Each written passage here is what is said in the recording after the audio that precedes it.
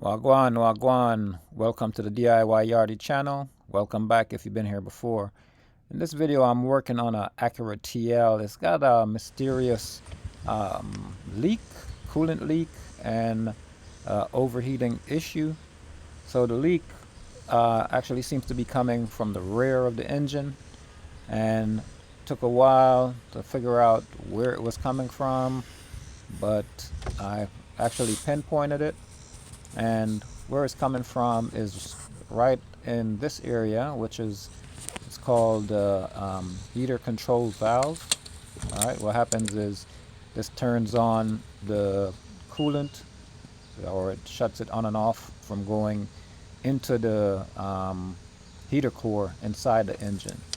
Okay, so what's going on is right there at that valve, it's actually leaking below that valve and running down on some other stuff on the engine.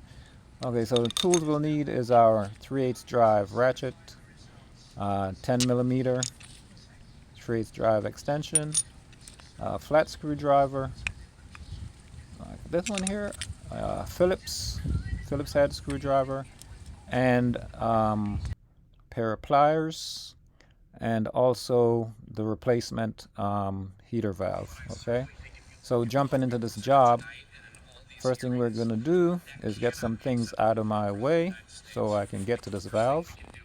And using my pliers, I'm going to grab this clamp. And this hose right here is a vacuum hose to the brake booster. So just moving that out of the way to get some room to work. All right. So we'll probably, need the screwdriver to pry on that, to push it out of your way. A lot of these hoses, they've been on these cars, 10 years, they take the mold of the car, they harden, so it's kind of hard to get them off, but kind of hard, but not impossible. All right. So next thing we're going to do is this, basically it's electric line, or there are cables in there, electrical wires and stuff that's ran into this what would you call it? But basically, you're going to move this out of your way. These are all electrical wires on the inside of this. All right. So you unhook it by lifting up on that little pin and sliding it off. Okay. So move that out of the way, push it down, get some room to work. So the next thing you're going to do is lift up on this little clip, lift up on that, and you grab a hold of the cable. After you lift it up on that, grab that cable and just slide it off. It'll slide right off of there. Okay, and then move that out of your way. Okay. So next we're going to try to get one of these heater hoses off. So still moving a couple things out of the way to get a little more room to work. It's kind of tight, up under this area here, because this is in the back of the engine, or the rear of the engine, by the firewall. So we're moving this stuff, as much as you can move to gain some access. All right. So I got my pliers, and I'm gonna grab that clamp, collapse that clamp, squeeze on it, and once you got it squashed, rock it left and right and pull back. Okay, just keep going back. You want to go back about an inch or so. Within, say, an inch, you should be clear. Should be good enough there. Okay, and we're gonna get that hose removed, and being that this valve is leaking, I didn't need to drain the coolant, because the coolant's already drained out to this point, or to that point where the leak is. All right, so there's no need to drain the coolant anymore, on that behalf. All right, so like I said, these hoses are caked on because, you know, this car is you know, probably about what, I'd say 11, 12 years old. So these hoses are really been grabbing on there. You know, these 9 times out of 10 are the original hoses that came with the car. All right, so I'm using my screwdriver to help break it loose. You just want to get the screwdriver under the hose, and basically to break the bond or the seal that it's made, you know, over the years. All right, so this one's on there pretty tight. It's a pretty hard hose. So you see I'm pulling it one hand and I'm using the screwdriver to push with the other. So I got it to move. So still using a screwdriver to pry it off of there.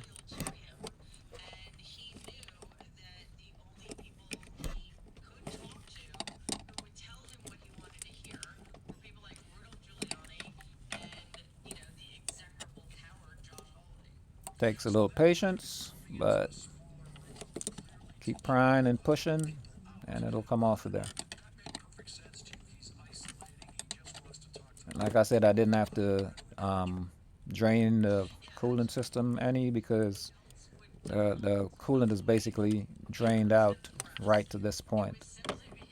So kind of helped, kind of, I guess you could say. You know, lessened the work for me, so I didn't have to do any draining. All right, so the next thing we're gonna do is get the valve, you know, removed from the firewall of the car. That's a 10 millimeter screw. All right, so break that loose and get it unscrewed.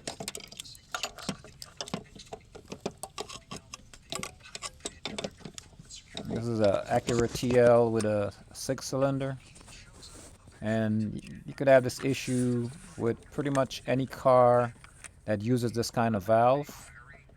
You know, basically what happens is over time the seals in the valve wear out and it starts to leak, but it's not a major leak where you can like pinpoint it right away. It seeps out over time as you drive.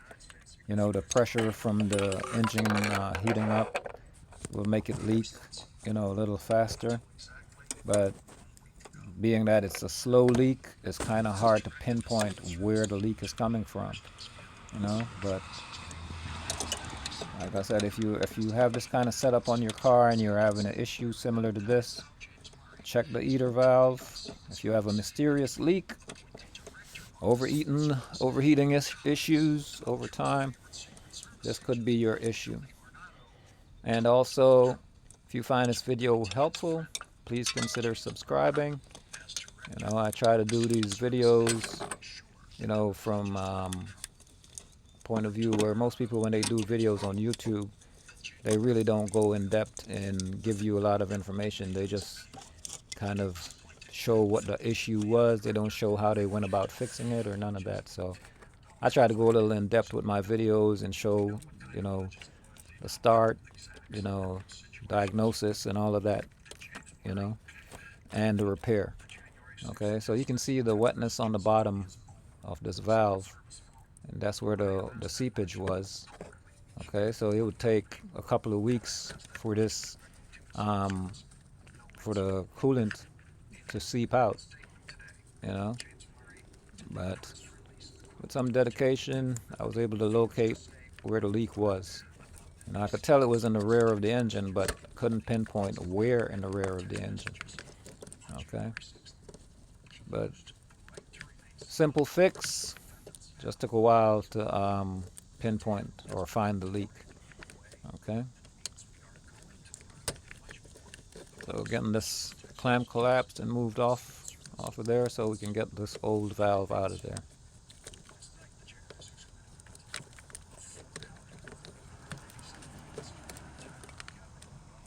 So once you got that clamp moved back, maybe like I said, about an inch or so. This one is a little easier to work with.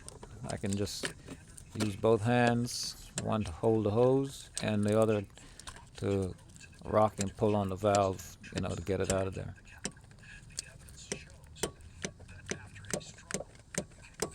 Takes a little work, but it's moving.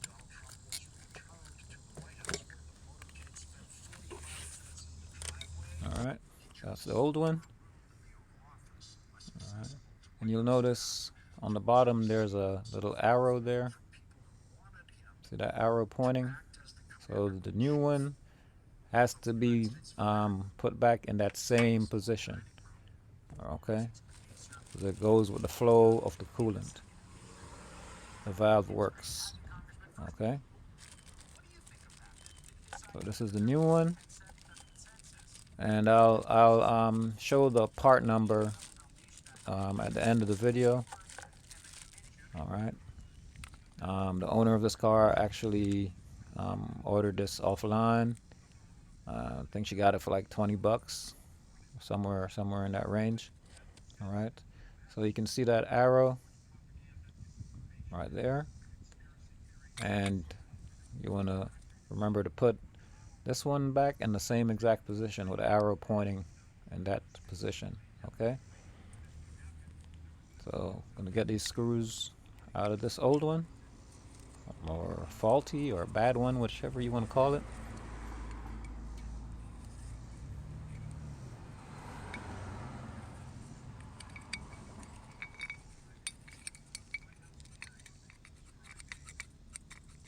So what I'm doing here is I'm marking this side to know that that's the side the arrow points to. Okay, just to help make this a little easier that I don't mess up on that. Okay, so get these two screws, or Phillip head screws, get those two out of there.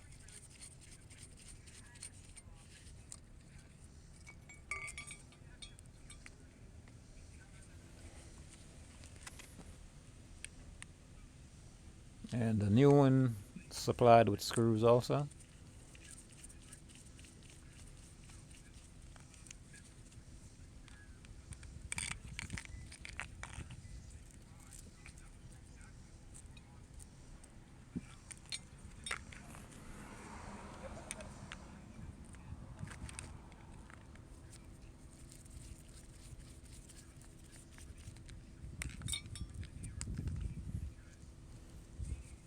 So now we're going to get it mounted to the bracket, but we have to make sure that the arrow, or the flow, that arrow shows the flow. Make sure it's going the same direction as the original.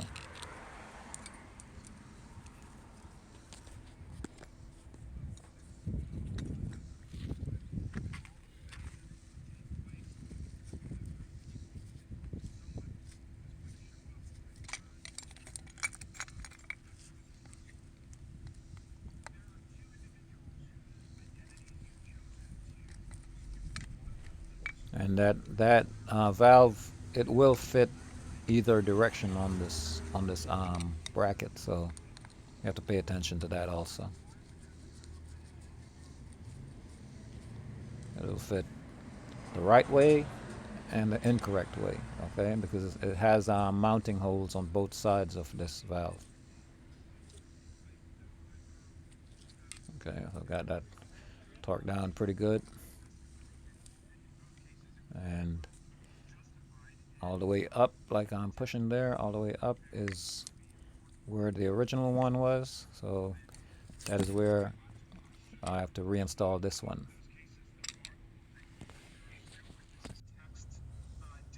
So now we're going to do the reverse, getting it back in there.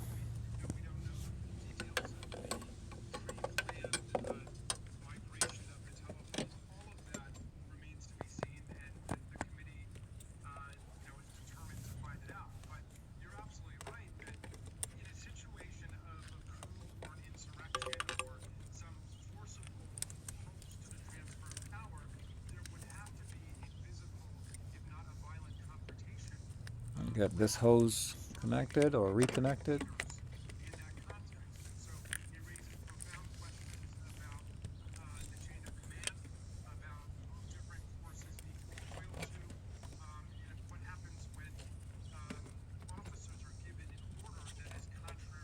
I'm gonna just position it on the firewall Make sure the hose is in the correct position. Once I get this clamp turned around,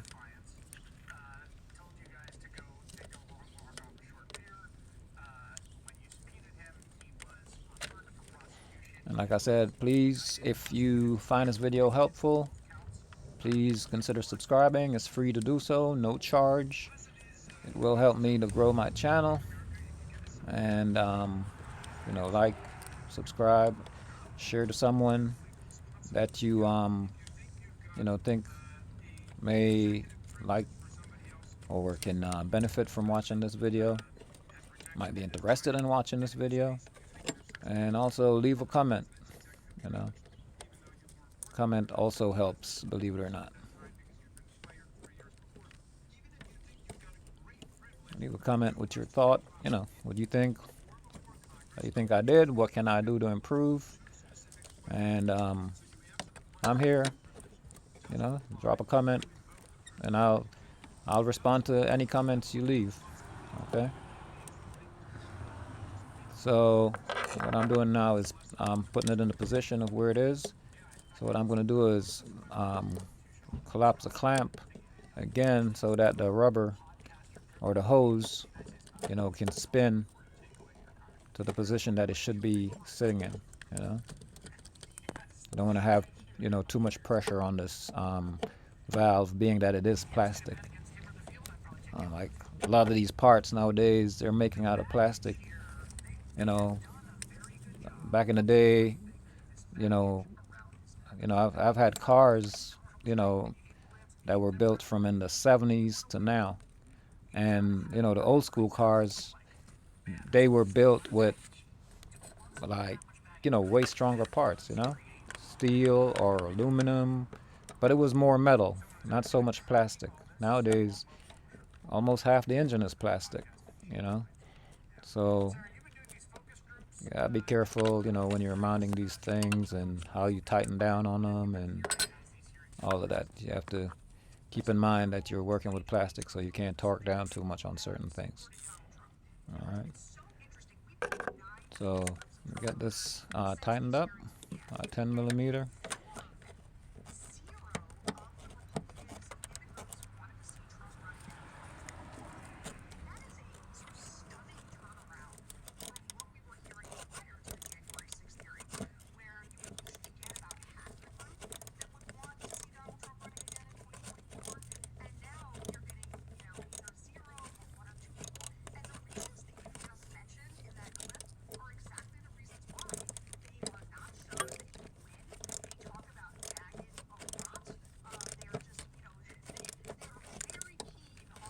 It's a short screw. It would be tightened up, you know, a long time ago had it been a bigger work area. But, you know, like I said, it's a tight area we're working in here, so you can only do like little bitty turns at a time, half a turn or less. Okay. So now we're going to get the other hose in place.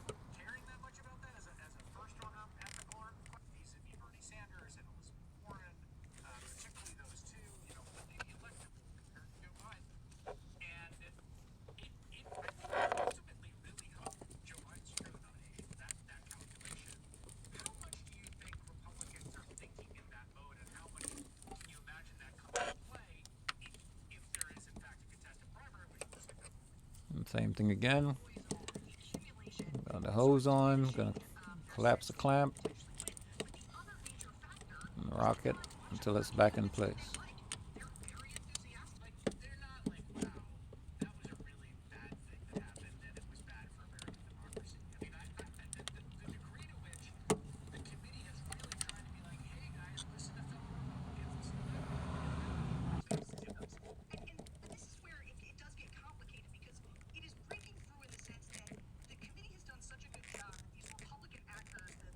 Two hands will definitely come in handy here, but that space is so tight. I put my other hand in here, I'm going to be blocking the view of the camera, so trying to get the whole shot while I'm doing this.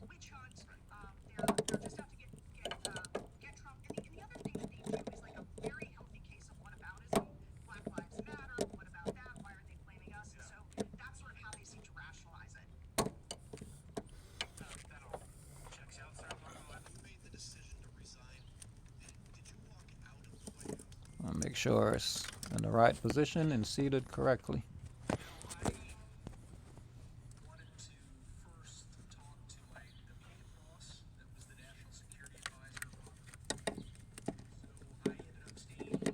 I'm comfortable with where it's sitting there, so I'm gonna move it back just a touch.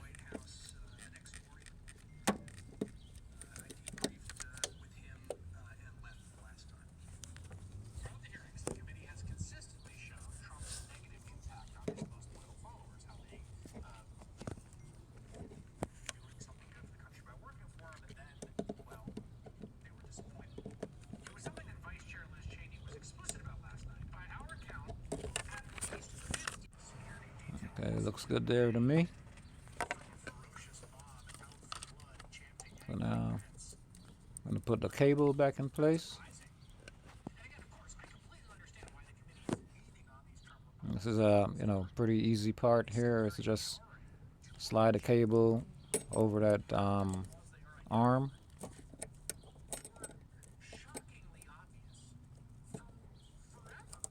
The cable goes over that little arm piece there.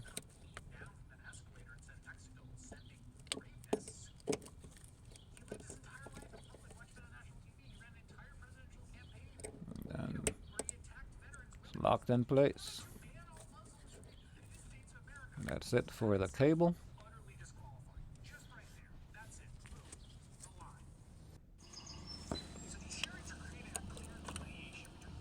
So now we're gonna reconnect these clips for power wires.